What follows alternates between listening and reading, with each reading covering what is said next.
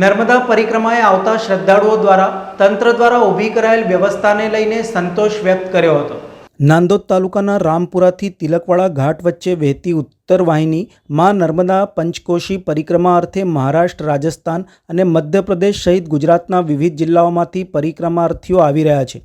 અંકલેશ્વરના દિવ્યકાંત પરમારે જણાવ્યું હતું કે ગુજરાત સરકાર દ્વારા પરિક્રમાર્થીઓ માટે તમારી આસ્થા અમારી વ્યવસ્થાને સફળ બનાવ્યું છે। ડોમની અંદર પંખા, ખુરશી, કુલરની વ્યવસ્થા ઉપલબ્ધ કરવામાં આવી છે। તબીબી સારવારની સુવિધા, બોટની મુસાફરી દરમિયાન સુરક્ષા માટે લાઈફ જેકેટની પણ સુવિધા કરાઈ છે। દિવસ દરમિયાન તડકાને ધ્યાને લઈને ખૂબ જ સારી વ્યવસ્થા કરવામાં આવી છે। તે બદલ હું સરકારશ્રીનો આભાર વ્યક્ત કરું છું।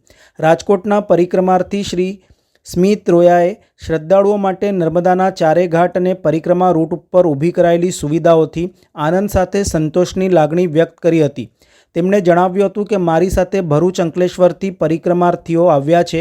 અમે રામપુરાથી પદયાત્રા શરૂ કરી હતી ત્યારે જિલ્લા વહીવટી તંત્ર દ્વારા રહેવાની, રસ્તામાં સ્ટોલ, લીંબુ શરબતથી માંડીને ઠંડા પાણીની વ્યવસ્થા, ચા, નાસ્તો અને જમવાની વ્યવસ્થા વિનામૂલ્યે કરવામાં આવી છે।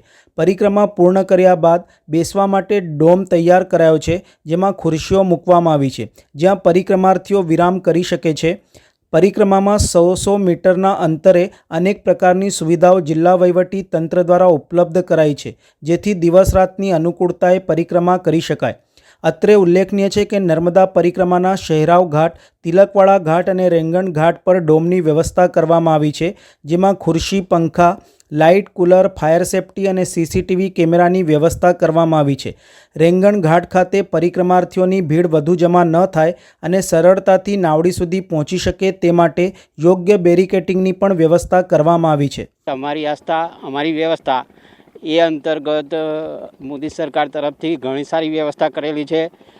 ડોમ છે, ડોમની અંદર પંખા મૂકેલા છે, તબીબી કુલર છે, તબીબી સારવારની બધા સેન્ટરો છે અને બોટમાં સવાર કરીએ ત્યાં બી સુરક્ષાનું ધ્યાન રાખેલું છે।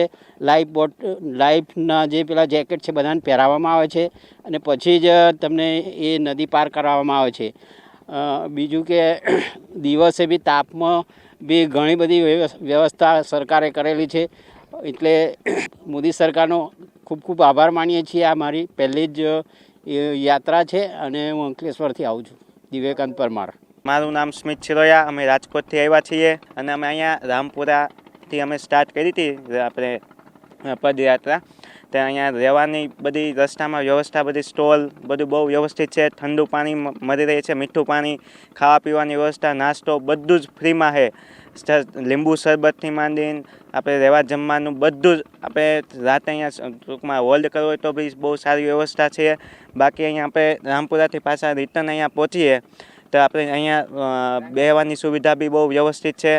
ઠંડો પવનની બધી મસ્ત સુવિધા। દિવસે આવવું હોય તો બી બિંદાસ તમે આવી શકો। એવું જરૂરી નથી કે રાતે જ ઉનાળો છે તો રાતે જ આવવું, એવું જરૂરી નહીં। દિવસે બી તમારે બહુ બધી વ્યવસ્થા મળી રહે। ઠંડા પવન, સ્ટોલ, મંડપ બધી બહુ 200-100 મીટરે વ્યવસ્થા છે મંડપની તમારે।